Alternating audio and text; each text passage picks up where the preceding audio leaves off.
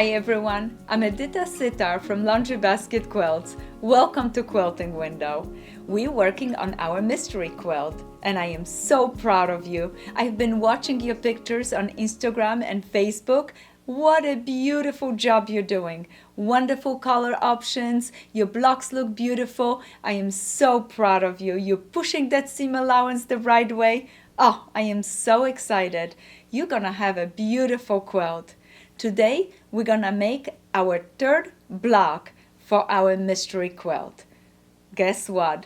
You know those triangles? Sometimes you need a little bit more practice. So our third block has triangles as well. And you're gonna say you're seeing a double. Yes, the pattern for this block is exact the same pattern than our block number 2. We're gonna use it just a little bit different color options. We're gonna do a little bit darker light, and I have 3 triangles that I have it right here. They're cut at 3 7/8. Our blue small triangle is tiny bit lighter than the one last time, and this large triangle will be exact the same as the one that we used it in our block number 2.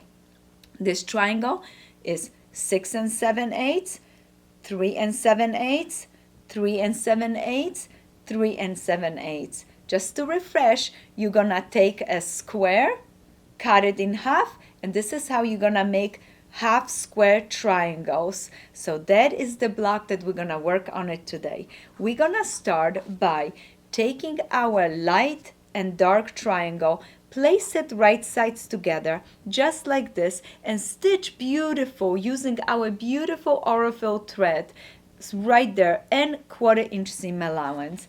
As soon as you stitch that triangle, it is gonna look spectacular, and you're gonna push your seam allowance towards the dark, right here towards the blue. Then I'm gonna go ahead, grab my handy 4.5 inch ruler from Creative Grids, and remember I told you about my ruler, how I love to take this line, match it up, and I'm gonna trim my block to be a perfect 3.5 by 3.5. Oh, I love trimming my blocks, don't you? It makes my project so nice when I trim my units and my blocks. It's easier to work with it, and everything looks so nice and clean and beautiful. 3.5. I'm watching that this line and this line matches the edges, but I also pay attention to that middle line to make sure that everything works just wonderful. And just now I trimmed it, clean up my station, beautiful. Oh, I'm gonna have to make myself a little garbage can for all those little tiny bunny ears. Look at this beautiful half square triangle.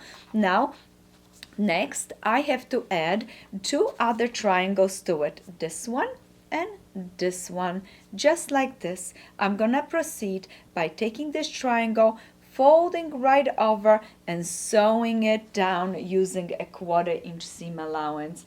I did this already for you right here. Notice it.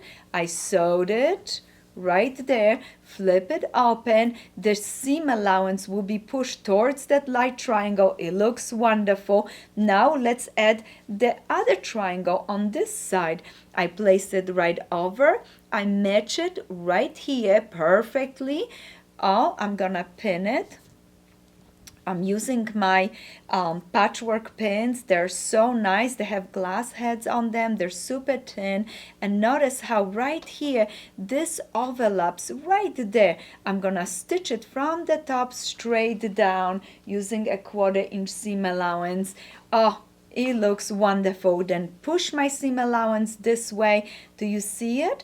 Oh, it looks great. Why do I push the seam allowance this way? Because notice it, if I do that, those threads right here show me X marks the spot. So when it's time to sew this unit to my 6 7/8 half square triangle, I just place this unit right over just like this. Here I'm gonna again pin it, and then stitch from the top. And as I'm approaching this area right here, I will be very careful not to or go to the left or the right. I want to go right through, crossing of the threads straight down, so that way when I finish I can open this triangle and my point right there looks beautiful. But before I open and press it, I'm gonna grab my little scissors and I'm gonna go ahead and again trim those bunny ears right here. I just did that, trim that right off, and now I'm ready to open it up and press it. As soon as I press my block, guess what? Oh, I have one right here that it's waiting for me. I can take my 6.5 Creative Grits ruler that it's so cute and place it right over my block. Yes, I did a nice job. Again, I'm matching that middle line with my middle seam, and I'm gonna go ahead and trim and trim. Wonderful. It looks so nice. Make sure that the ruler doesn't shift for you. Just stay nice and even. And today is such a good day to be quilting because it's National Quilting Day. What a wonderful day to be stitching.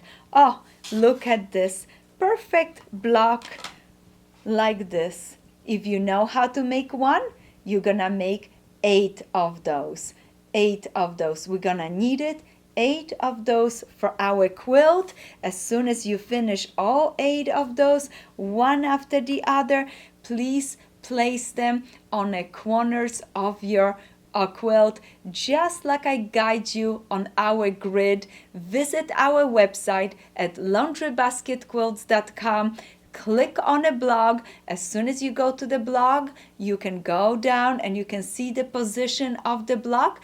Please remember, every day I'm posting patterns for every block that we are making, and every day you need to make 4, 8. Later on there will be one block that we're gonna make 16 of those, and place them exactly what I'm asking you on your design wall, and you're gonna see your quilt just grow right in front of you.